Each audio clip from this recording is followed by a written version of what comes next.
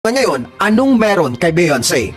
Well, maraming mga kasagutan ang lumutang sa internet at ang mga konspirasiya ay kumalat. At sinasabi nga ng mga conspiracy theory na si Beyonce at ang kanyang asawa na si Jay-Z ay ang pinaka makapangyarihang tao sa music industry ng Hollywood. At dahil nga po sila ay makapangyarihan, ibig sabihin yan, hawak-hawak nila ang buong sistema ng music industry, pati ang buhay ng mga sikat na singer. Noong panahong 1990s raw, etong si Beyonce ay mayroong isang matinding kakumpetensya. Walang iba kundi si Aaliyah. Pinaniniwalaan na ang pagpanaw ng sikat na R&B singer na ito ang naging dahilan kung bakit sumikat at lumutang sa buong mundo etong si Beyonce. At ang mas malala sa lahat, pinaslang di umano ng sadya si Aaliyah dahil isa siyang malaking hadlang at kakumpetensya sa kasikatan ni Beyonce. At kinokonekta nga sa mga konspirasiya na itong kanta ni J. Cole na pinamagatang She Knows ay nagsasabing mayroong alam si Beyonce sa pagpaslang kay